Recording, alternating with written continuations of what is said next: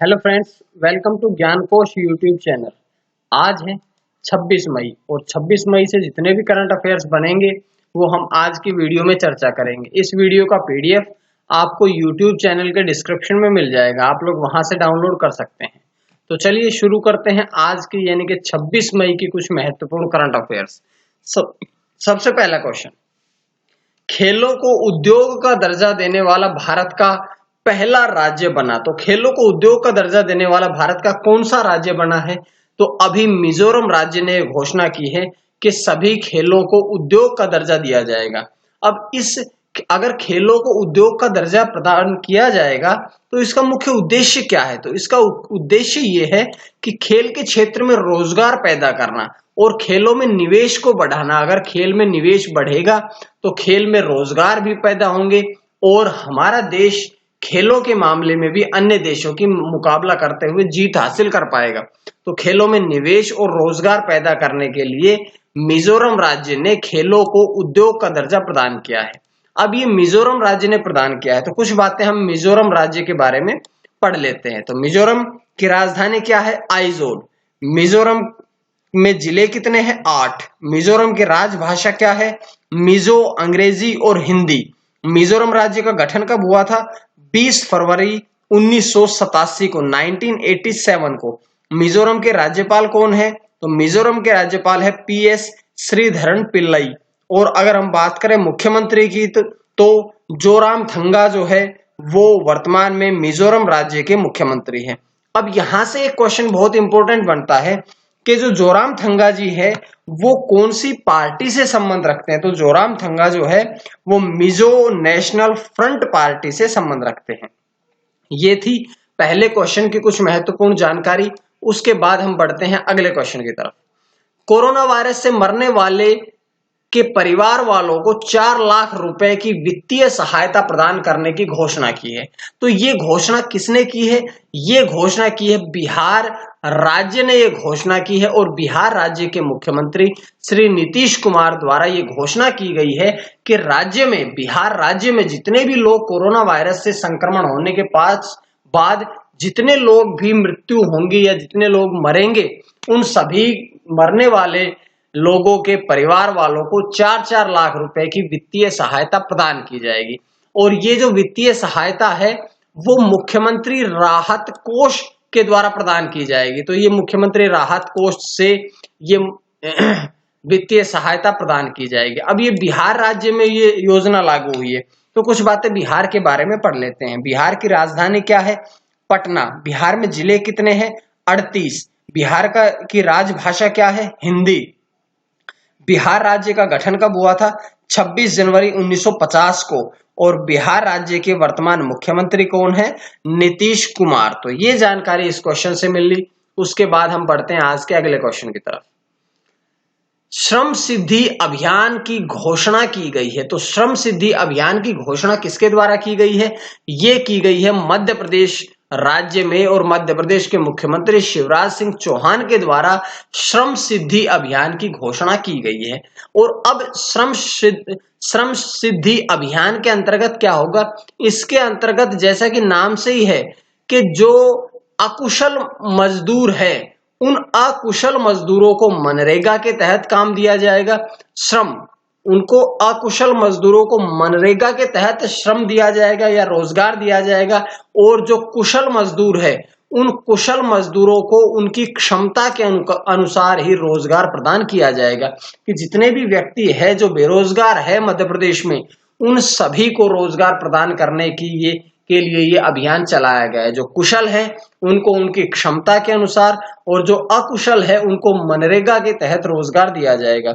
अब ये मध्य प्रदेश सरकार द्वारा घोषणा की गई है तो कुछ बातें हम मध्य प्रदेश के बारे में पढ़ लेते हैं। मध्य प्रदेश की राजधानी क्या है? तो मध्य प्रदेश की राजधानी है भोपाल। मध्य प्रदेश में जिले कितने हैं? 55। मध्य प्रदेश की राजभाषा क्या है? तो मध्य प्रदेश की राजभाषा है हिंदी, सिंधी और बुंदेली। मध्य प्रदेश का गठन कब हुआ था? 1 नवंबर 1956 को। मध्य प्रदेश के वर्तमान राज्यपाल कौन है? लालजी टंडन। मध्य प्रदेश के वर्तमान मुख्यमंत्री कौन है? अभी बताया गया शिवराज सिंह चौहान। उसके बाद बढ़ते हैं अगले क्वेश्चन की तरफ। जोमेटो के सह संस्थापक के रूप में पदोन्नत किए गए हैं। तो जोमेटो कंपनी जो है उसके सह संस्थापक के रूप में किसे पदोन्नत किया गया है? तो ये मोहित गुप्ता को अभी जोमेटो कंपनी के सह संस्थापक के रूप में पदोन्नत किया गया है। और अगर उन्हें पदोन्नत किया गया है तो इससे पहले वे किस कार्य में, किस पद पर थे? तो इससे पहले वे खाद्य वितरण व्यवसाय के मुख्य कार्यकारी अधिकारी थे। इसके बाद में अगर हम बात करें, वो सह संस्थापक बने हैं, लेकिन मोहित गुप्ता के अलावा भी जोमेटो कंपनी के सह संस्थापक हैं। कौन कौन है? तो सबसे पहले नाम आता है गौरव गुप्ता और दूसरा नाम आता है गुंजन पाटीदार। तो गौरव गुप्ता, गुंजन पाटीदार के अलावा अब तीसरे सह संस्थापक बने हैं मोहित गुप्ता। अब ये जोमेटो कंपनी के बने हैं, तो कुछ बातें हम जोमेटो कंपनी के बारे में पढ़ लेते हैं। जोमेटो कंपनी की स्थापना कब हुई थी? जुलाई 2008 में।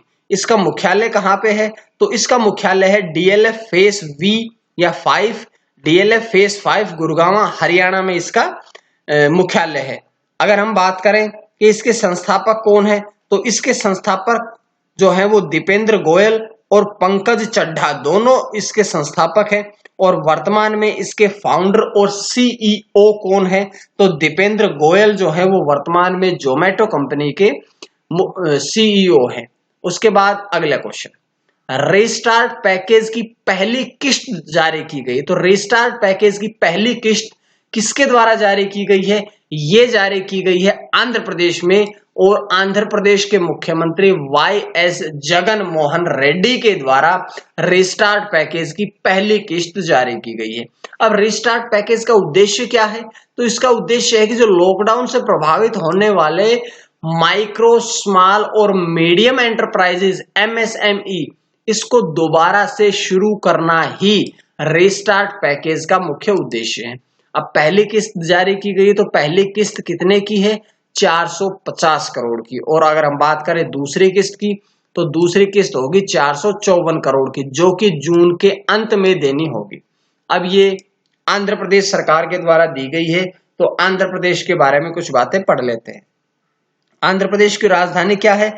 इसकी कानूनी राजधानी है हैदराबाद। उसके बाद अगर हम बात करें आंध्र प्रदेश में जिले कितने हैं?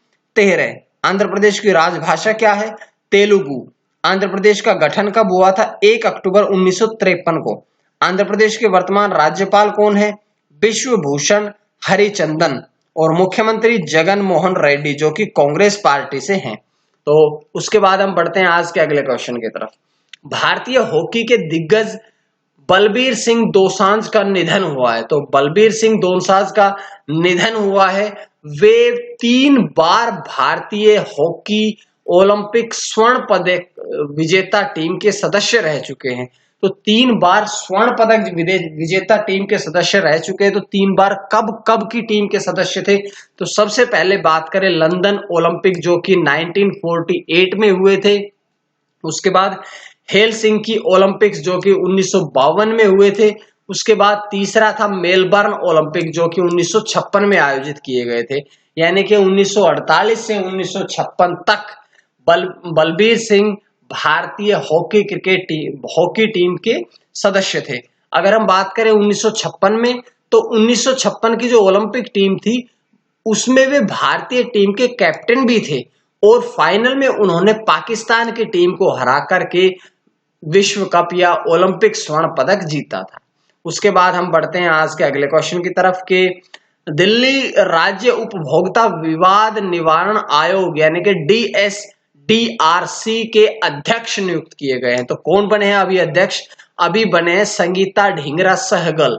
संगीता जी अभी DSDRC की अध्यक्ष नियुक्त हुई है। वे जून 2020 में दिल्ली उच्च न्यायालय की न्यायाधीश पद से सेवानिवृत्त होने के पश्चात इस पद को संभालेंगी। अर्थात संगीता ढींगरा सहगल जो हैं वो वर्तमान में दिल्ली उच्च न्यायालय की न्यायाधीश पद पर अभी कार्यरत है, जो कि जून 2020 में रिटायर्ड होंगी और वे इस पद को संभालेंगी। उसके बाद हम आज के आखिरी क्वेश्चन की बात करते हैं। हुनर हाट दोबारा शुरू होगा। तो हुनर हाट अगर दोबारा शुरू होगा तो कब शुरू होगा? ये सितंबर 2020 में शुरू होगा। और सितंबर 2020 में शुरू होने का कारण ये है कि वर्तमान में पूरा विश्व कोरोना वायरस से संक्रमित हो चुका है। इसी कारण से हुनर हाट को पिछले 5 महीने से बंद है। 5 महीने के बाद ये सितंबर में खुलेगा और इसका मुख्य थीम रहेगा लोकल से ग्लोबल थीम, जो कि मैं पहले बात कर चुका हूं। हमारे देश के प्रधानमंत्री माननीय नरेंद्र मोदी जी ने एक घोषणा की है कि आप लोकल प्रोडक्ट्स को ही ग्लोबल बनाने का प्रयास करें। तो यही इसकी थीम के साथ शुरू किया जाएगा और यह हुनर हाट देश भर के कारीगर और शिल्पकारों का सशक्तिकरण एक्सचेंज बन गया है। तो ये थी आज की कुछ महत्वपूर्ण करंट अफेयर्स। अभी हम बढ़ते हैं। अभी उम्मीद है आप लोगों को करंट अफेयर्स पसंद आई होगी, और अगर पसंद आई तो आप लोग शेयर करें और इस चैनल को सब्सक्राइब जरूर करें ताकि आपको डेली वीडियोस मिलती रहेगी। और अगर आप इसका पीडीएफ चाहिए तो यूट्यूब चैनल के डिस्क्रिप्शन से आप लोग ले सकते हैं। आज के लिए इतना ही। मां सरस्वती की कृपा आप सभी पर बनी रहे। आप सभी का बहुत बहुत धन्यवाद।